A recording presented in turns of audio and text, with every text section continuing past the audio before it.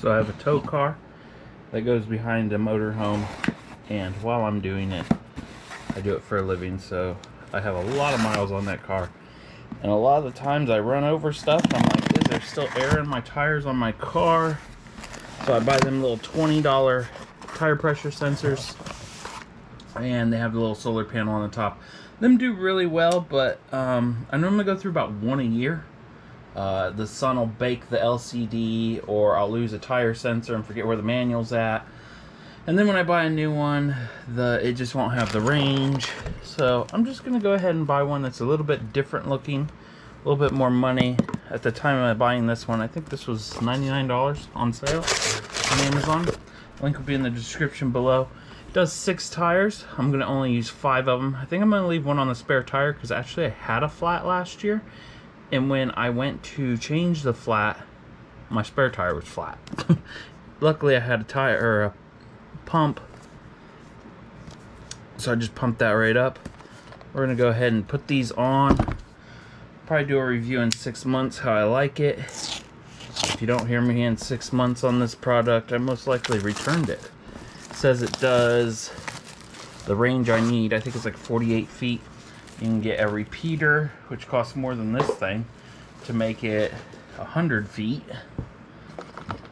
They claim a lot of stuff on their site. Again, I bought this off Amazon, so I guess it claims a lot on Amazon. Package really nice. Please turn on the monitor first and then install the sensors. Otherwise, there is no display. Will be noticed after 5 to 10 minutes of driving.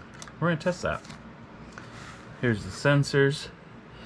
The good way to know if they're good or not, they are the rubber inside there. Can you see that black deep down in there?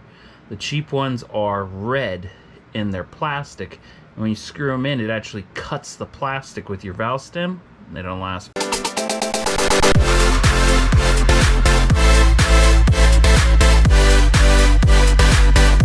very long.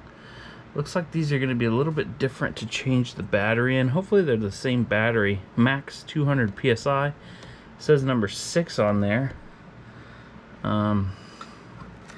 Looks like there's one underneath there.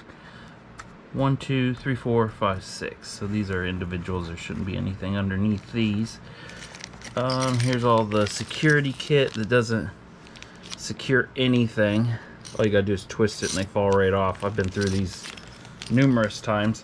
You put these on first, these nuts, screw them on, and then screw that on all the way, and then screw this up against it.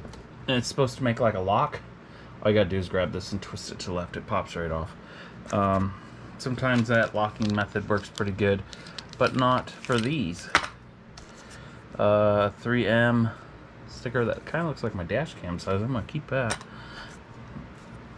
If you want to mount it on your dash, I like the options it gives you, and there's already a pad on there, so you get an extra pad. USB-C, I hope. Yes, USB-C to USB-A. So USB-C charges it. That is so cute and little. On the picture, it showed it being so much bigger, and I was just hoping it would fit in my travel bag. I get on airplanes sometimes, and I just don't want to have to empty my whole bag. Trash. So let's go ahead and turn this bad boy on and see. It has nice weight to it. Does not feel cheap. Can I slide that off? Nice. So you don't have to use a mount at all. A solar panel kind of looks like it's falling out, but it's not. It's a good sized solar panel just to keep it alive. I've done tests with my other ones, and the solar panel really doesn't do anything. More or less keeps it alive from being totally dead. I normally leave these screen protectors on there, but this one is in such horrible condition. I'm going to go ahead and take that off. Let's go ahead and look at how this mount mounts up. So that mount was like that, and that screws into there. I like that they used a universal mount, so you can almost use a GoPro or a camera mount. It's a normal camera mount, but their mount was a bit different, and I like that it slides off. So there's all that. I just can't believe it has so much good weight. USB-C for charging. Looks like on and off of the switch, which is nice because sometimes when it's in my bag it gets the buttons pushed. Looks like there is a dial. There's a dial. We got plus, a minus, a home, and a back.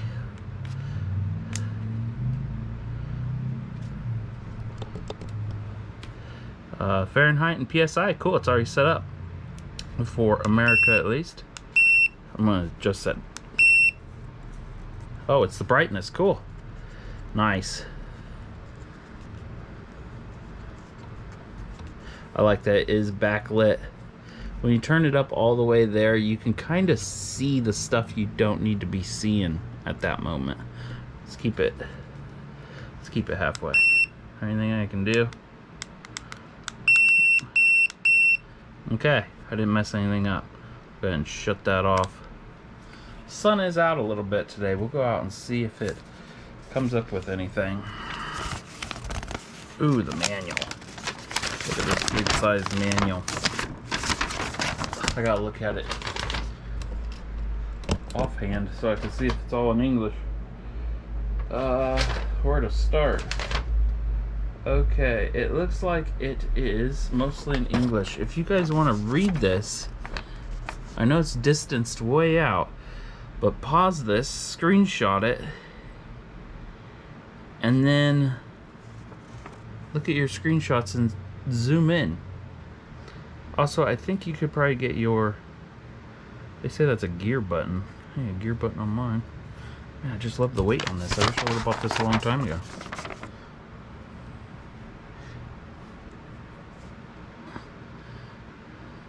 Okay, so I think it's going to be basically a plug and play, but let's go ahead and go out and put our first one in. It does say it has high-low temperature. Does this do temperature? It does temperature. It does high-low temperature and high-low on the pressure. But let's go ahead and take out. Does it say what 1 and 2 is? 1, 2, 3, 4. Okay. So we don't need 6. Hopefully these are the same frequency as all the other ones I have stored up.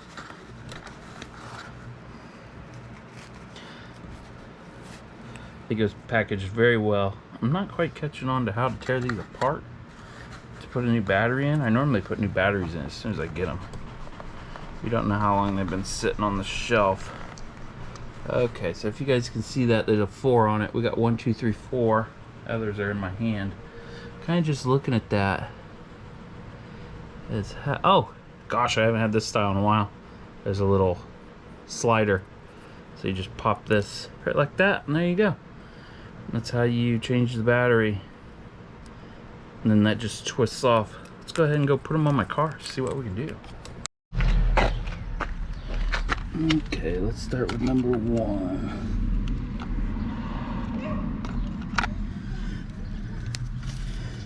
Take my current sensor off, slide on number 1. Nothing. Oh, got it.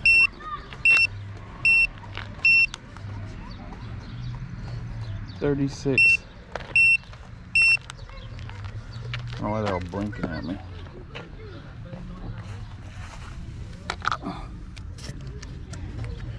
Number 2.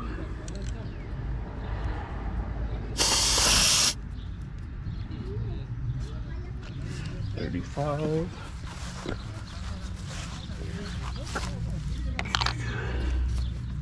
Everything's reading out right so far, which is cool.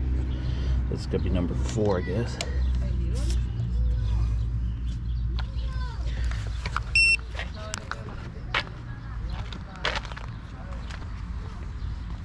And number 3. I don't even have to go for a drive. Thank God. I put clothes on for nothing. Putting on this tire sensor. And it should come up. There we go. So it looks like they all work. They all say the same temp. That's kind of cool. I'll just go play with it a little bit more. And see the little sunlight up there. Solar charging. See if it comes up with that light with it off. Nope. Okay, give you a 6-month review. I haven't moved the car anywhere. Let's see if it updates. Temperature should definitely drop. Looks like I'm going to have to move a little bit. So with this unit, that's strawberry stuff. Just in case somebody's like, oh my god, he drinks and drives. So with the unit, I went over it last night. I'm in reverse just a little bit. Wish it would focus. Got the right front. Temperature's definitely dropped. It was 84 degrees yesterday, now it's 56. Left front. All the temperatures are kind of sinking in. So with this unit last night, I'm using it for a car, and it will only let me lower the tire pressure alarm on the low side, so if it goes too low, down to 59 psi. Oh no, it'll let me lower that clear down to 0, which that's great.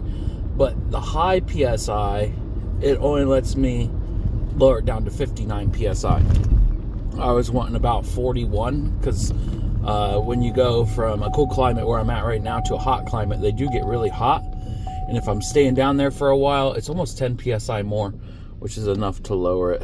It looks like it's working. Let's see on this cloudy day if it's going to say the sun is working. Nope. So the settings were kind of easy to go through.